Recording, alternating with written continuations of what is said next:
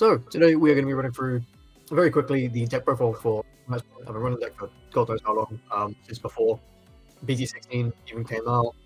I've been running the crappy mill version of the Emperor pieces. But yep, I was going to do a very in-depth process, but I do not have a good webcam, so we're just going to do some sim testing and show you guys the profile. So to begin with, for the Emperor, just makes sense. We are so many 6s and 5s that you kind of just want to filter them, and then one DarkKnightmon just because you do sometimes want to get your tamers into trash. Rookies can change however you want. You come on, it's absolutely essential, however. It's the lifeblood of the deck, it's all of your aggression, and it's your consistency piece. I run 3 Fasco, 2 Devi, and the 1 Gazi. You can switch out the Devis with just another Gazi and a Psych if you fancy, but I've always found that it's sometimes quite nice to just have the Hurricane and Mom Soldier, because this is the most important piece of the deck. Moving on to our 5s, just 4 each of Hurricane and Mom. The card is just it's what you want to do in it. With number 3, I've come around to not being a fan of this card at all. It's really nice late game. It's absolutely awful late game. It's just giving away memory. But early game can help you set up your Yu-Gi-Ohs and just start spamming out your level 6s, so we don't mind too much. 3 minus 1x because it is the single best card in the deck. It helps with whiteboards, and if you can pop it yourself using your MaloMyotismon effect, you can cheat out another Malo or Venom, and the Venom is actually devious. I could just win a lot of games on the spot. 2 minus 1, I was testing this at 1, and just I love it late game. I love it. Cheats out Yu-Gi-Ohs and just doesn't give overflow, so we absolutely love this. Moving on to 6s, we've got 4 BT18 MaloMyotismon. Card's insane. It's good removal for tamers as well, which is quite rare for decks these days. 1 of BT8, because this is when you kind of be playing late game. It's an insane interrupt off of Mighty X, because it can pop stuff on your opponent's turn. But it's just a really, really great card. The only thing I don't like about it is that it's a 12k, but what can you do? 1 Anubis because the card is broken. 2 Venom because I used to play Mispower in deck, and it was fine. It had like some really neat users. But ultimately, this card is just super nice to deal with like slightly weaker boards, and it's nice to play off my SX on the opponent's turn because it is also a blocker. 2 Ace, which is super nice just to trigger overflow. So essentially, you bring it back to your turn. You then trigger all of your end of turn effects because it does count like as the end of your opponent's turn. So you can cheat out MaloMyotismons on their turn whilst they still kind of keep it. It's a really neat card. It's not very good. But it gets the job done. Tamers borrow kind of on Mummon. The card is, yeah, exactly what you want to see. Mulligan for this turn 1. If you do not see this turn 1, give up your hand. 3 Yu-Gi-Oh! Testing at 4. It just came up too much. You kind of only want to play 1 or 2 the entire game. And then 1 of Matt, which is kind of, it's a decent tamer. 3 Mist. Brilliant card. Just brilliant. Really useful, really nice for getting the free memory needed for your combo. And then 2 Venom Infusion. I will stand by this card being absolutely fantastic with the amount of Digimon protection in the mana. But yeah, it's also just a draw too. This card is absolutely sucked on. But let's get into the games.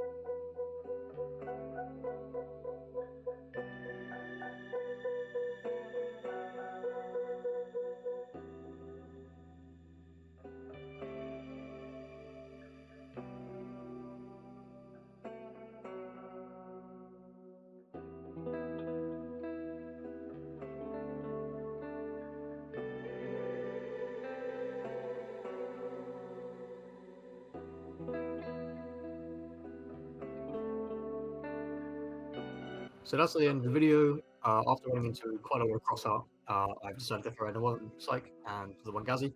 Like I recommended at the beginning, the Devon one just didn't come up, and it's becoming a very frustrating piece to work around. So we've decided to scrap it.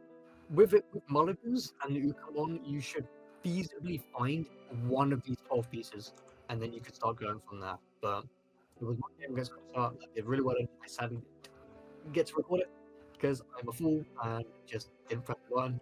So forgive me for that. But yeah, if you guys have a lot of idea what your locals, I highly encourage you to try this deck. It can be very punishing, it's very frustrating to play all the time because it feels like you need 7 things in trash and you've only got 5 trashes to actually make it work. So, but the amount of playlines that are in this deck, the resilience it has to deletion, makes it really well posed. I think a lot of people don't quite realize how strong it is to just force a deletion and immediately replace it with a better body that is far scarier that you cannot interact with unless you have 10 deletion. And so few decks do. It's why I think DarkKnightmon right now is actually probably going to do quite well. Purple Hybrid is running amok, but it just gets absolutely eaten by 7DL. Hopefully I can make a video on DarkKnightmon soon, but we'll see. Yeah, just give it a try. The deck is pennies. Might say I think it's the most expensive card. MaloMyotismon, these all cost nothing. Maybe Anubis is most expensive. Actually, it could actually be this silly little rare from BT18. Shouldn't really exist in this game. But yeah, give it a try. It's a really fun deck. And with BT19, we get the Blast Mode Ace, so your MaloMyotismon will become even scarier. You also have payoff. You also don't just kill yourself to mill, which has happened to me at least once. So, yeah, thank you guys for watching.